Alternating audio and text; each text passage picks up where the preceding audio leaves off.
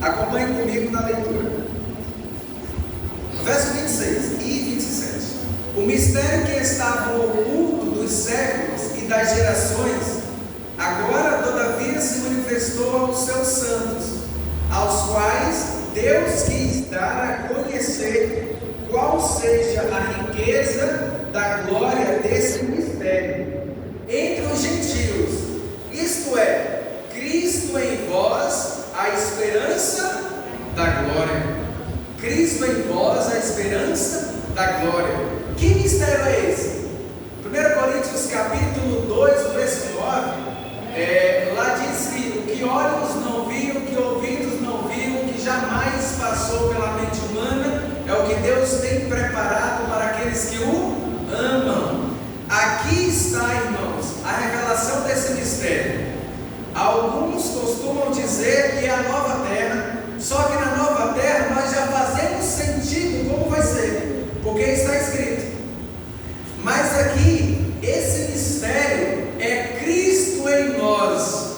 Nós, o povo de Deus, no tempo de Paulo, era o povo judeu, mas também agora os gentios. Esse é o mistério. Cristo atuando na vida dessas pessoas é a esperança da glória, da glorificação. Esse é o mistério que jamais passou pela mente humana, que Cristo ia atuar na vida do ser humano. Que maravilha, que mistério extraordinário. Então, meus queridos irmãos, antes de nós sairmos para o precioso mistério ou ministério de todos, que é levar, anunciar, pregar a mensagem verdadeira, nós temos que ter Cristo atuando em nossa vida. Amém? É importante esse trabalho. Aquele que não trabalha na obra do Senhor, logo irá definhar. Aquele que só ora e nada faz, um dia deixará de orar. É por isso que nós temos que ser como Maria e Marta. O que Maria fez? Maria, quando Jesus foi à casa dela, junto com a sua irmã Marta, e também o seu irmão, a qual Jesus tinha ressuscitado, Lázaro, Maria estava aos pés de Cristo, não só ela, mas outras pessoas. Ao contrário de Marta, Marta estava cuidando dos afazeres, preparando o alimento. É errado isso? Não. É errado o que Maria estava fazendo ali aos pés de Cristo? Não. Mas nós não podemos ser só Maria, que foi convertida. Antes ela era uma mulher do mundo, mas agora ela se tornou uma serva de Deus. Não temos que ser só como Maria, mas também não podemos ser só como Marta. Nós temos que ser as duas coisas unidas. É aos pés de Cristo e trabalhando. Porque isso vai nos ajudar a crescer espiritualmente na obra do Senhor. Todo cristão verdadeiro nasce no reino de Deus como missionário. Entenda, verdadeiro. Ele nasce no reino de Deus como missionário. Na verdade, Deus nos chama também para a tarefa de trabalhar lado a lado com Ele, na salvação de outras pessoas. O Espírito Santo de Deus, ele capacita todo cristão, a fim de que, segundo os dons recebidos, possa cumprir a sua parte no projeto missionário de Deus. Irmãos, todo cristão ele tem uma parte importante. Nem todos, vamos dar estudo bíblico, porque isso não é para todos. Nem todos pregam assim, publicamente, nem todos cantam. Tem uns que ainda tentam, né, irmão? Mas não dá certo. Mas, querido, todo cristão tem algo importante. Ele ora, ele entrega um folheto, ele entrega um livro, como eu já mencionei aqui, o livro A Grande Controvérsia, o livro Grande Conflito. Ele entrega, ele também pode convidar. Tem pessoas que têm o dom de convidar. Ah, mas isso é fácil, é chamar a pessoa para um PG, chamar a pessoa para uma programação evangélica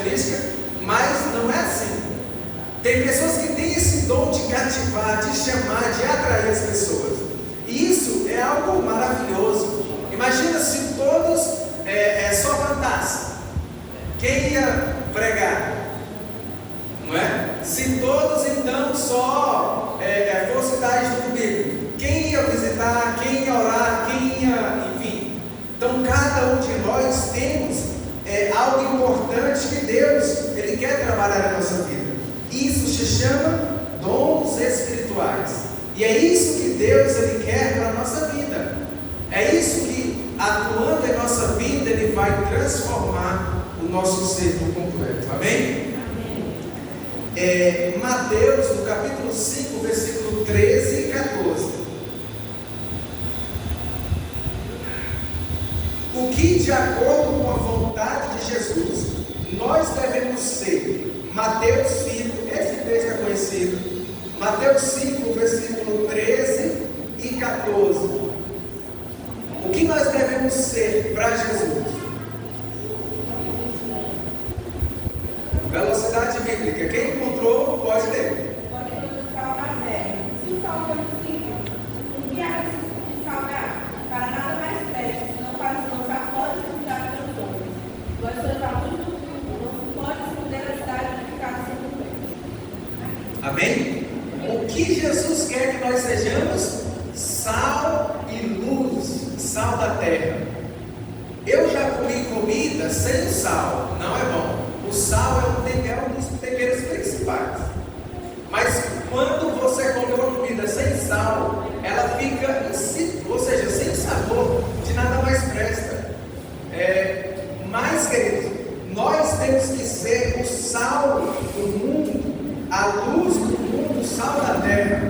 Por quê? Porque o sal da terra, ele vai colocar justamente o sabor na vida das outras pessoas. Tem pessoas, irmãos, que amam a sua presença, amam quando você está conversando, junto, orando, porque algumas pessoas, ela entende que você se preocupa com o bem-estar dela. Você está sendo sal na vida de algumas pessoas.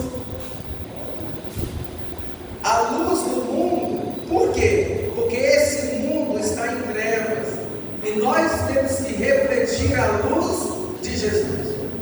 Nós, na verdade, temos que ser como a lua. A lua, ela não tem luz própria. A lua, ela reflete a luz do sol. Jesus é o sol para nós. E nós vamos refletir a luz de Jesus na vida das outras pessoas. É isso que Deus quer para nós, irmãos.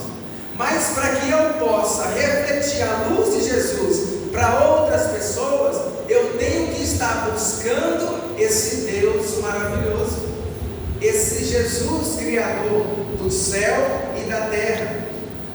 Agora, Atos, no capítulo 1, vamos um pouco para frente, nós estamos em Mateus, no livro de Atos, no capítulo 1, versículo 8, também Deus tem um plano para cada um de nós.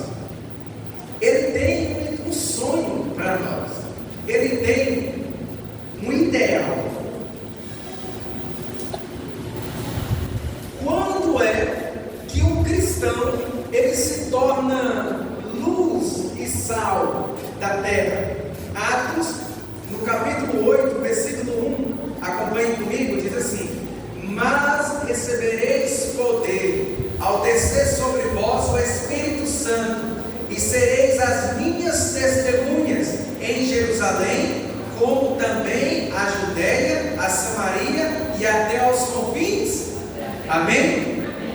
Queridos, mas recebereis poder quando o Espírito Santo habitar em cada um de nós. Aí nós seremos testemunhas de Jesus, sal da terra, a luz do mundo ao nosso redor, mas também a todos os lugares ao nosso alcance. É por isso, queridos, que Cristo ele quer que nós insistamos, busquemos a Ele de todo o nosso coração, para que isso possa ser realidade na minha e na tua vida.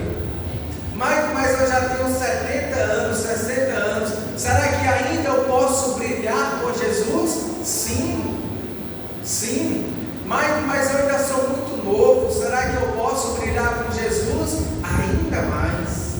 ainda mais. Você pode ser o sal, você pode ser a luz de Cristo refletindo na vida das outras pessoas. Irmãos, quando Cristo foi assunto ao céu, Ele deixou uma missão importante para cada um de nós.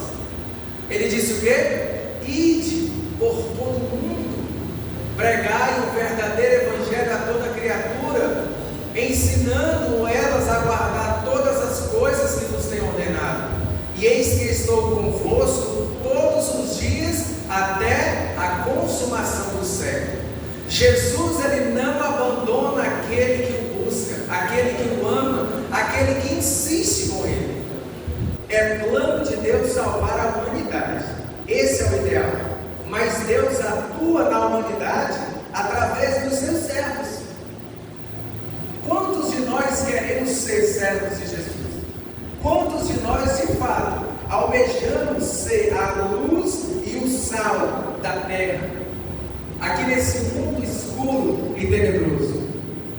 Irmãos, quando isso estiver em nossa mente, em nosso coração, seu ideal, propósito da nossa vida, nós vamos começar a fazer a diferença em nossa vida.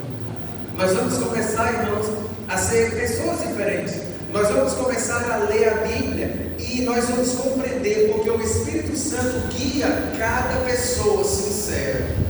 Por que muitos hoje de nossos jovens não sentem nenhum prazer em ler a Bíblia?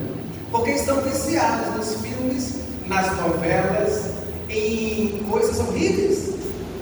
Que a nossa igreja tem mensagem que diz que não é bom, que isso é errado, que isso é pecado, mas insistem em continuar fazendo tal coisa. Aí quando tem uma programação, estão lá à frente. Não estão brilhando, mas pelo contrário, estão atrapalhando a obra do grande e sumo sacerdote Jesus Cristo. E muitas das coisas são passadas por alto. Nós temos que fazer a diferença para melhor. Nós temos que ser, irmãos, como Cristo quer que sejamos aqui nessa terra. 1 Timóteo, no capítulo 4, versículo 14, o que Deus espera de nós quando descobrimos os nossos dons? O que Ele espera de nós? 1 Timóteo 4, o versículo 14.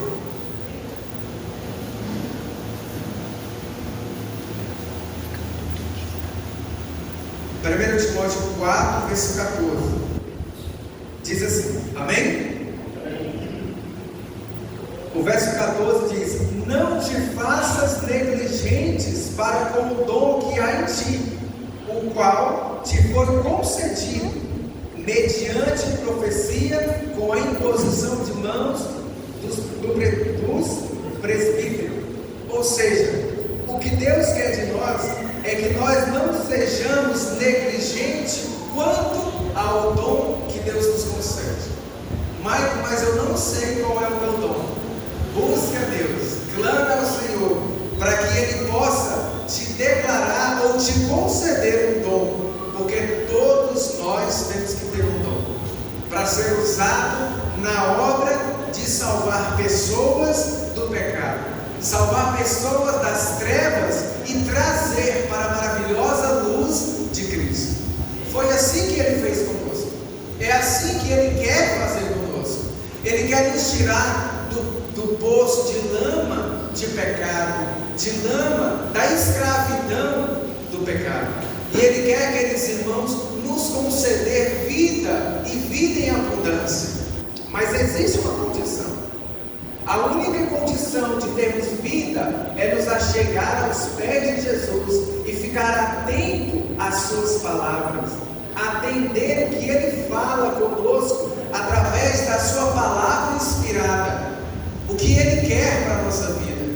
Se nós não atendermos à vontade de Deus, nós vamos continuar como folhas secas, sendo levados por qualquer vento, por qualquer pessoa, indo a qualquer lugar, sem rumo e sem direção. Agora, 1 Pedro, capítulo 2, o versículo 9, o que a Bíblia, o que a palavra de Deus nos diz que somos ao aceitar Jesus como Salvador de nossa vida pessoal. 1 Pedro capítulo 2, o versículo 9. Aqui existe, irmãos, uma maravilhosa promessa para a nossa vida.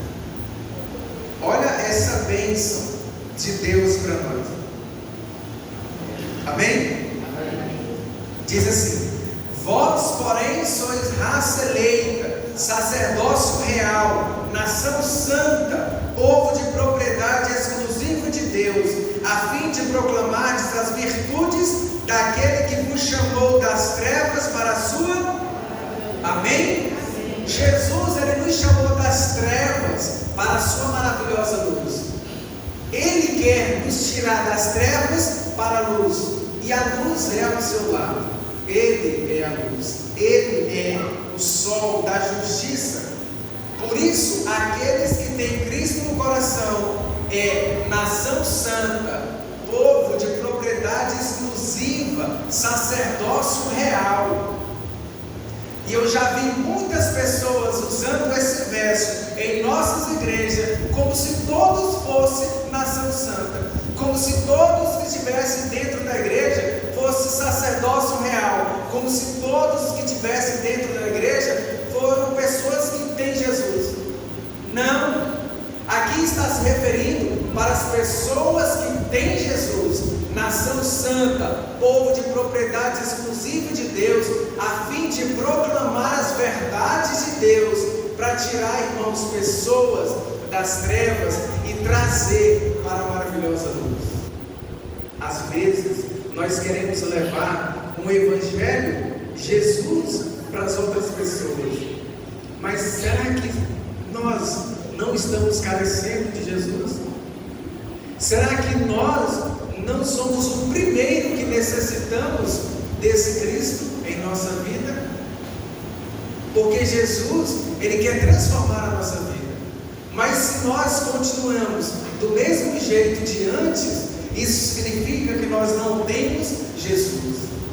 Meus queridos, quem tem Jesus, ele vive diferente. Quem tem Jesus, ele não vive como as pessoas do mundo vivem, fazendo, é claro, as coisas erradas, mas agora ele pensa 3, 4, 5, muitas vezes antes de entristecer a Jesus. Ele pensa, ele reflete na vontade de Deus para a vida dele, e ele clama ao Senhor auxílio para vencer as tentações, as provações, as dificuldades. Mateus, já estamos próximos aqui de encerrar. Mateus no capítulo 28, o verso 19 e 20. Mateus no capítulo 28, essa também é muito conhecida, o versículo 19 e o versículo 20. Essa é a missão que Cristo deu a cada filho dele no tempo do fim, no tempo em que nós estamos vivendo. Amém? Diz assim, eu vou ler a partir do verso 18. Jesus, aproximando-se, falou-lhes dizendo: toda a autoridade me foi dada no céu e na terra. Ide, portanto, fazei discípulos de todas as nações, batizando-os em nome do Pai, do Filho e do Espírito Santo, ensinando-os a guardar todas as coisas que vos tenho ordenado, e eis que estou convosco todos os dias até a consumação do século. Irmãos, pare um pouquinho e olhe para cá. Aqui Cristo diz: ide, portanto, fazer discípulos de todas as nações. Fazer discípulos das pessoas ao nosso alcance, ao nosso redor. Depois, batizando-os. O que está acontecendo, irmãos, é justamente o contrário. Estamos queimando etapas. Nós estamos batizando pessoas sem antes ensinar, instruir, corrigir no caminho da justiça, ensinando elas a guardar as coisas que Cristo tem nos ordenado. Aí, quando uma pessoa se batiza, pronto, é como se ela estivesse em ótima condição. Eu não preciso mais aprender nada, não preciso mais estudar, não preciso mais buscar a Deus, eu estou bem, já me batizei, estou salvo. Que triste engano. Não é assim que funciona. Nós somos adventistas do sétimo dia. Eu já mencionei isso outras vezes aqui. Nós somos protestantes. Nós não somos evangélicos. É isso mesmo. Nós não somos evangélicos. Nós somos protestantes no verdadeiro sentido da palavra. Nós protestamos contra o que é errado. Os evangélicos creem, com todo respeito aos queridos amigos, conheço muitos amigos evangélicos, mas eles creem, a sua grande maioria, que aceitou Jesus, pronto, ele já está salvo. Mas não é assim que funciona. Ele está salvo se ele continuar com Jesus diariamente até a sua morte, ou até a volta de Jesus nas nuvens do céu com poder e grande glória. Mas se ele apenas disser que aceitou Jesus e continuar na vida de miséria, de pecado, de prostituição, de coisas horríveis como antes, ele não tem Jesus. E aí é isso que está acontecendo. O que está acontecendo, irmãos, é que nós estamos querendo parecer com as outras igrejas. E isso não tem como. É impossível. Porque a mensagem adventista, ela não é aceita no mundo religioso, no mundo evangélico. Porque nós cremos que existe um santuário celestial. Nós cremos que Jesus é o nosso sumo e grande sacerdote. Nós cremos que não existe arrebatamento secreto. Nós cremos que não existe inferno. Nós cremos que Satanás vai ser morto por toda a eternidade após o milênio. Nós temos a mensagem do milênio. Nós cremos que o sábado vai ser guardado nesta terra pelos servos de Deus e também na nova terra, onde não vai mais existir pecado nem raiz de pecado por toda a eternidade. Nós cremos que Jesus nos justifica, santifica e nos glorifica. É isso que nós cremos. Muito mais. Nós cremos que o nosso corpo ele é o templo do Espírito Santo, que Deus ele se preocupa com o que eu ingiro, com o que eu coloco dentro do meu corpo. Aquilo que eu inserir dentro do corpo, que não é da vontade de Deus, eu estou pecando. Nós não podemos comer de tudo e nem beber de tudo. Nós temos que fazer aquilo que Deus quer para a nossa vida. Nós não podemos ver de tudo, contemplar tudo. Claro, de livre e espontânea vontade. Nós não podemos falar qualquer coisa. Nós não podemos, irmãos, andar em qualquer lugar. Só se Deus mandar. Mas se Deus disser, não vá para aquele lugar, não faça isso, cuidado com essas amizades, afaste-se dessas pessoas, nós temos que cumprir a vontade de Deus. A lição da escola sabatina desse trimestre, maio, junho e julho, ela está baseada no capítulo 7 a 11 do livro Grande Conflito. Você sabia? Então, é uma lição extraordinária. Mas é o livro Grande Conflito completo. Não é o condensado do condensado que está sendo distribuído. É o Grande Conflito completo. Ela está baseada no capítulo 7, 8, 9, 10 e até o 11 do livro Grande Conflito. Então, queridos, para aqueles que conhecem, entendem a vontade de Deus, nós temos que andar segundo aquilo que Ele preparou para nós. Nós temos que pregar o verdadeiro evangelho às pessoas ao nosso alcance. Para crescer espiritualmente, preste atenção, todo crente deve estudar diariamente a palavra, orar e trabalhar para levar Cristo às outras pessoas, seja pela oração intercessora, seja pelo seu exemplo, seu testemunho ou ensino da Bíblia. Tal experiência não é mera opção, é condição para recebermos o batismo do Espírito Santo. É essencial a nossa caminhada rumo ao lar, rumo à Canaã celestial. Ou fazemos estas coisas, ou morreremos espiritualmente. Sabe por por quê, irmãos? Muitos estão mortos espiritualmente em nossa igreja porque deixaram de buscar o Senhor, porque estão apenas acostumados a estar se alimentando de alimento terceirizado. O que é isso? É eu me alimentar daquilo que outro já mastigou.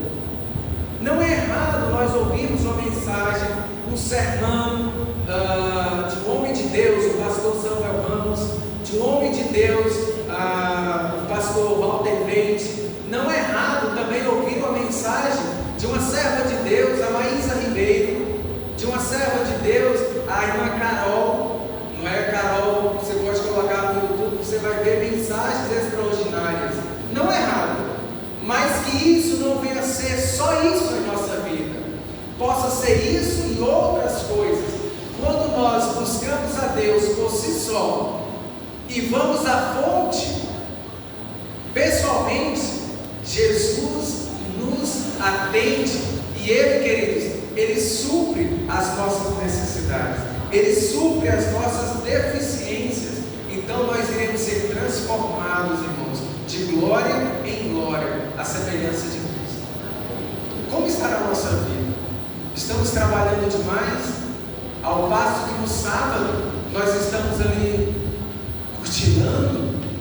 Estamos de fato em um momento, esse é o momento, irmãos, o sábado é o santo sábado de Jesus, e ele foi feito por causa do ser humano, por causa do homem. Para quê? Para que nós nesse dia possamos ter um dia mais amplo em comunhão com Deus, em relacionamento com nossos irmãos, com nossos familiares. Deus, Ele quer transformar a nossa vida. Amém? Amém. Que nós possamos, irmãos, ter isso em mente. Deus tem um plano para cada um de nós. Ele quer salvar outras pessoas, mas primeiro Ele quer atuar em nossa vida, para que assim Ele possa usar nós, você, eu, cada um de nós, para alcançar outras pessoas. Amém? Amém. Que nós possamos ter isso em nossa mente.